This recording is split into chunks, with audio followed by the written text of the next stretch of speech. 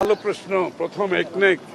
প্রথম একনেকে যেটা আমরা প্রকল্পগুলো তো বিশেষ করে প্রায় সব প্রকল্পগুলো তো আগের তৈরি করা এবং এটা নতুন একটা অভিজ্ঞতা এবং প্রকল্পগুলো আমরা পর্যালোচনা করতে গিয়ে যা দেখলাম অনেকগুলো সমস্যা আছে। অনেকগুলো প্রকল্পের প্রয়োজনীয়তা ছিল কিনা সেটাও একটা বিশেষ প্রশ্ন।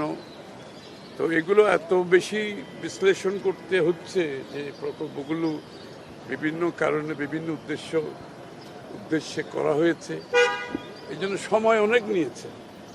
আমাদের ছিল কতটা আজকে 19টার মধ্যে আমরা কতটুকু আসতে পারছি? 19টার মধ্যে মাত্র 7টে করতে পেরেছি। এবার বুঝতেই পারেন যে কত বিশ্লেষণে যেতে হচ্ছে। অনেকগুলো প্রকল্প প্রশ্নবিদ্ধ হচ্ছে বিভিন্ন কারণে, মূল্যায়নের কারণে, এটা যৌক্তিকতার কারণে প্রশ্নবিদ্ধ হচ্ছে। সুতরাং আমাদেরকে খুব কেয়ারফুলি যেতে হচ্ছে, কারণ বাংলাদেশের জনগণের টাকা তো এই টাকাটা প্রতিটি টাকা ব্যয়ের পেছনে বাংলাদেশের মানুষ এইখান থেকে তার টাকার মূল্য পাচ্ছে কিনা, তার বিনিয়োগের উপর রিটার্ন পাচ্ছে কিনা, এখানে জব ক্রিয়েশন হচ্ছে কিনা, তো অনেকগুলো বিষয় বিবেচনা করতে হচ্ছে। সুতরাং সব কিছু মিলিয়ে আর আমরা যে আমাদের নির্বাচনী ইশতেহার দিয়েছি, নির্বাচনী ইশতেহারের সাথে এটার অ্যালাইনমেন্ট হচ্ছে কিনা, মিলছে কিনা, তার বাইরে যে প্রকল্প অপ্রয়োজনীয় প্রকল্প আছে এগুলোও বিবেচনা আনতে হচ্ছে। এই জন্য আমরা অনেক সময় নিতে হচ্ছে, যে কারণে মাত্র 7টি পর্যন্ত আমরা পৌঁছতে পেরেছি 19টার মধ্যে।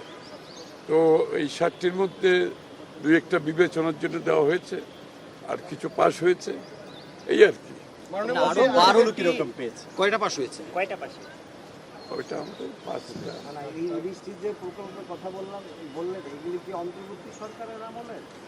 দুইটাই, বেশিরভাগ তো আগে নতুন আছে, অন্তর্বর্তী সরকার আমরা না, নতুন এই সরকার তো আমরা কোনো প্রকল্প এখনো পর্যন্ত আনি নাই। কারণ আমাদেরকে নতুন প্রকল্প যেগুলো আনতে হবে, আমাদের অনেক বিবেচনায় আনতে হবে যে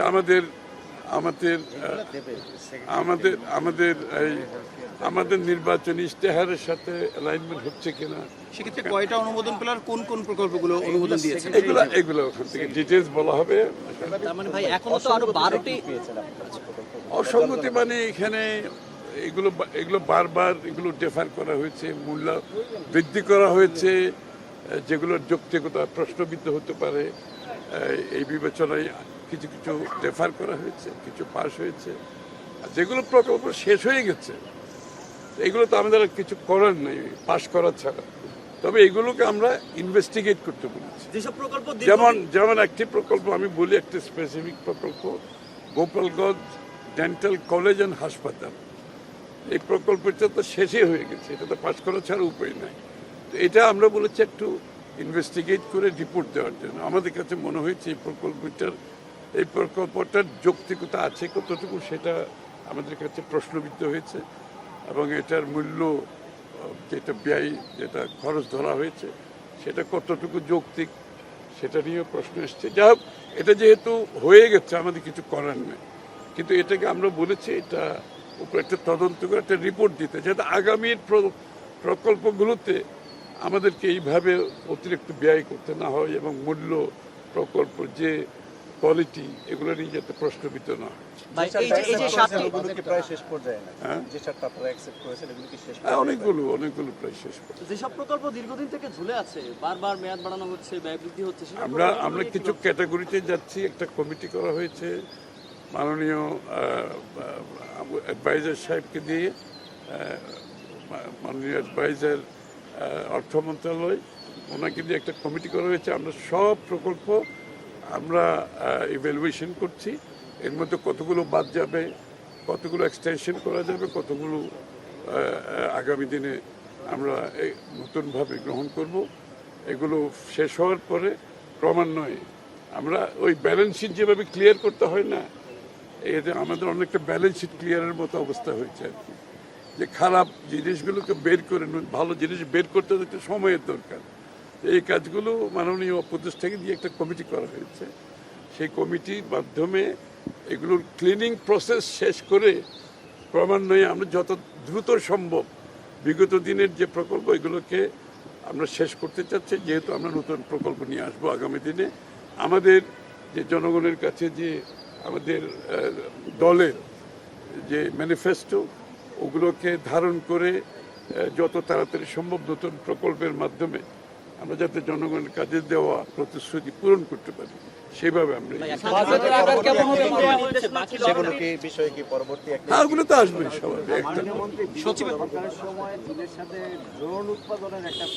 ওটা আমি কোনো স্পেসিফিক প্রকল্পের উপর কথা বলতে পারবো না। আমি বলছি সার্বিক চিত্রটা। সচিবালয়ে 21 তলা ভবন নির্মাণের একটি প্রকল্প ছিল। আমি এটা আজকে আসেনি, এখনো আলোচনা একটা ছোট জিনিস জানতে চাই, সেটা হচ্ছে যে আপনারা যে এই যে রিভিউ করছেন প্রকল্পগুলো যেগুলো দেওয়া হয়েছিল, এগুলো আসলে এখন কি বোঝা যাচ্ছে? এগুলোর উদ্দেশ্য ছিল কি আসলে উন্নয়ন মানুষের, নাকি কোনো লুটপাট বা অন্য কিছু? রিভিউ তো কি আসে? এগুলো তার বলার অপেক্ষা রাখে এটা।